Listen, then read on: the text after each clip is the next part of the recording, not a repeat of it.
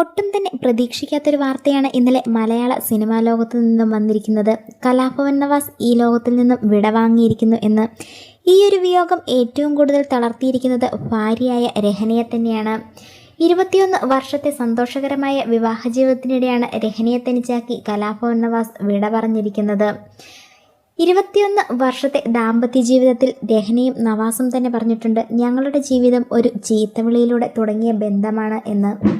Stage ഷോകളിലും സിനിമകളിലും ഒന്നിച്ചഭിനയിച്ച് ഒടുവിൽ ജീവിതത്തിലും ഒന്നായി മാറിയവരാണ് നവാസും രഹനയും.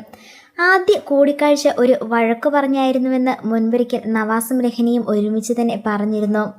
പൂവിന് പകരം കിട്ടിയത് ചീത്തയായിരുന്നുവെന്നാണ് നവാസ് അന്ന് തമാശ രൂപേണ പറഞ്ഞിരുന്നത്.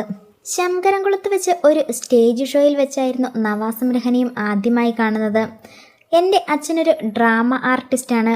ഞാൻ ചെയ്തിരുന്നതെല്ലാം സീരിയസ് വേഷങ്ങളായിരുന്നു. മിമിക്രി ചെയ്യുന്നവരോട് എൻ്റെ സഹോദരിക്ക് വലിയ ഇഷ്ടമാണ്. ഞാൻ പക്ഷേ അതൊന്നും അന്ന് ശ്രദ്ധിക്കാറേ ഉണ്ടായിരുന്നില്ല. അന്നേ ദിവസം പരിപാടിയിൽ നോക്കിയപ്പോൾ വളരെ സീരിയസ് ആയി മിമിക്രി ചെയ്യുന്ന ഒരാൾ.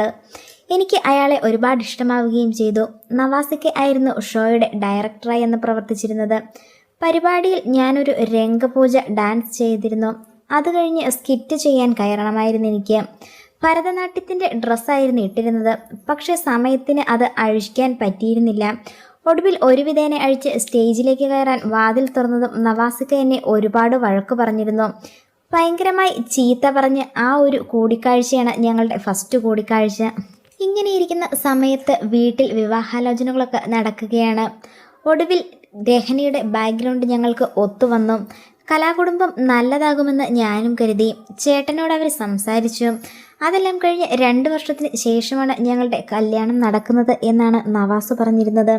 അതുപോലെ തന്നെ ഇക്കഴിഞ്ഞ ഒരു ഇൻ്റർവ്യൂവിൽ പോലും നവാസിനോടും രഹനയോടും തങ്ങളുടെ ജീവിതത്തിലെ ഏറ്റവും സന്തോഷകരമായ നിമിഷം ഏതായിരുന്നു എന്ന ഒരു ചോദ്യത്തിന് അവരുടെ 2 പേരുടെയും മറുപടി ഞങ്ങളുടെ വിവാഹമാണ് എന്നായിരുന്നു.